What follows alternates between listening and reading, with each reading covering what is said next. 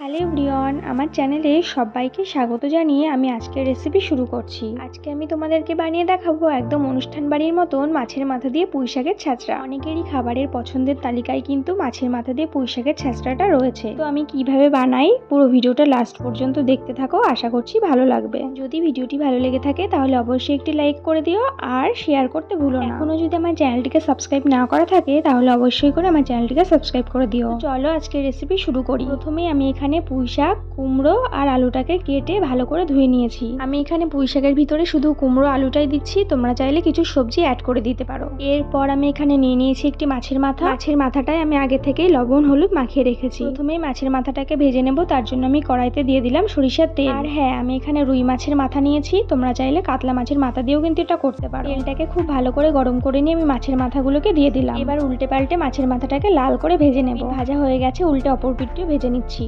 মাছের মাথাটাকে খুব ভালো করে ভেজে নিয়েছি, এবার আমি এটাকে তুলে নেব। ওই একই তেলে আমি আরেকটু তেল অ্যাড করে দিচ্ছি। এবার ফোড়ন করে নেব।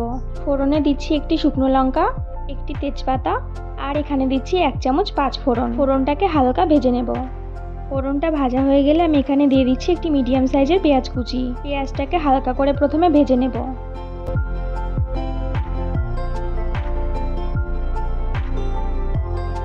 পেঁয়াজটাকে হালকা করে ভেজে নিয়েছি। এবার আমি এর মধ্যে দিয়ে দিচ্ছি আদা রসুনের পেস্ট। এবার আদা আর রসুনটাকেও পেঁয়াজের সাথে ভালো করে একসাথে ভেজে নেব।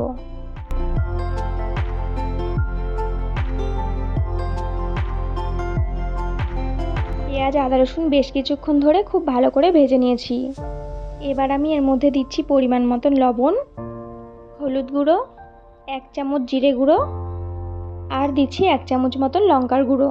এবার অল্প জল দিয়ে মশলাটাকে ভালো করে কষিয়ে নেব।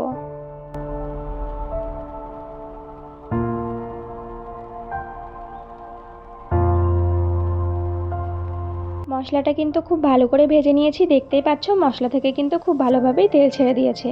এবার আমি এর মধ্যে দিয়ে দিচ্ছি আগে থেকে কেটে ধুয়ে রাখা কুমড়োগুলিকে। তার সাথে সাথে আলুটাকেও দিয়ে দিচ্ছি। আলু আর কুমড়োটাকে মশলার সাথে বেশ কিছুক্ষণ ধরে ভেজে নেব। প্রথমে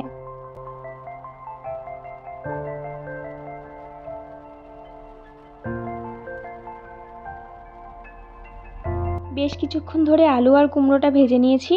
এবার আমি এর মধ্যে দিয়ে দিচ্ছি কেটে ধুয়ে রাখা পুঁই শাকগুলিকে। পুঁই শাকটা আমি এখানে একটু পরেই দিচ্ছি, যেহেতু পুঁই শাকটা অনেকটা কচি ছিল। এবার একসাথে সবকিছু মিশিয়ে নেব। আমি এখানে যেহেতু পুঁই শাকের কচি পাতাগুলোকেও দিয়ে দিয়েছি, সেই জন্য কিন্তু এখন একটু বেশি দেখাচ্ছে, একটু পরে কিন্তু এটা অনেকটাই কমে যাবে। খুব ভালো করে কিন্তু সবকিছু মিশিয়ে নিয়েছি একসাথে। এবার কিন্তু এটাকে বেশ কিছুক্ষণ ধরে ভেজে নিতে হবে।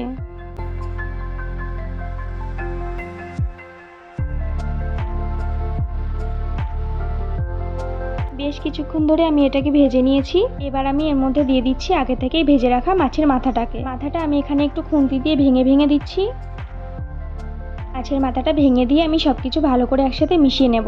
তোমাদের কার কার পছন্দ মাছের মাথা দিয়ে পুঁই শাকের এই রেসিপি অবশ্যই কমেন্ট করে জানাতে ভুলো না। আর যারা খেতে পছন্দ করো না তারা কিন্তু অবশ্যই একবার এরকম ভাবে বানিয়ে দেখো, একবার খেলে বারবার খেতে ইচ্ছে করবে।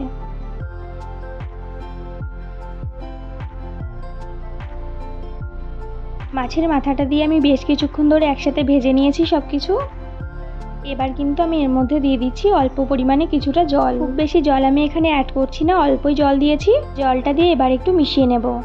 জলটা দিয়ে খুব ভালো করে সবকিছু মিশিয়ে নিয়েছি। এবার আমি এখানে ঢাকা দিয়ে দিচ্ছি সবকিছু সিদ্ধ হওয়ার জন্য। বেশ কিছুক্ষণ পর ঢাকাটা খুলে দেখে নেব সবকিছু সিদ্ধ হয়েছে নাকি। দেখতেই পাচ্ছ এখানে কিন্তু সবকিছু খুব ভালো করেই সিদ্ধ হয়ে গিয়েছে। আমি এখানে কয়েকটা আলু ভেঙে ভেঙে দিচ্ছি।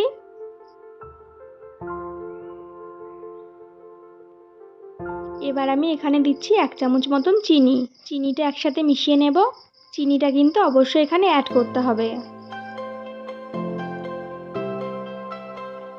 আমার এখানে মাছের মাথা দিয়ে পুঁই শাকের ছ্যাঁচড়া কিন্তু প্রায়ই রেডি হয়ে গিয়েছে। শেষে নামানোর আগে আমি এখানে দিয়ে দিচ্ছি কিছুটা গরম মশলা গুঁড়ো। গরম মশলা গুঁড়োটাও ভালো করে একসাথে মিশিয়ে নেব। ব্যাস রেডি হয়ে গেল আমার এখানে একদম অনুষ্ঠান বাড়ির মতন মাছের মাথা দিয়ে পুঁই শাকের ছ্যাঁচড়া। এটাকে এবার লাবিয়ে গরম গরম ভাতের সাথে পরিবেশন করে ফেলো। মাছের মাথা দিয়ে পুঁই শাকের এই রেসিপিটা কিন্তু কোনো অনুষ্ঠান বাড়ি দুপুরের খাওয়ার পাতে কিন্তু এটা থাকে। তো তোমরাও বাড়িতে বানিয়ে ফেলো এটা ঝটপট। আর আজকের রেসিপিটা তোমাদের কেমন লাগলো অবশ্যই কমেন্ট করে জানিও। যদি ভালো লেগে থাকে তাহলে অবশ্যই একটি লাইক করে দিও আর অনেক অনেক শেয়ার করতে ভুলো না। এইরকমই আরো নিত্য নতুন রান্নার রেসিপি পেতে এখনো যারা যারা আমার চ্যানেলটিকে সাবস্ক্রাইব করোনি তারা কিন্তু অবশ্যই করে আমার চ্যানেলটিকে আগে সাবস্ক্রাইব করে দিও।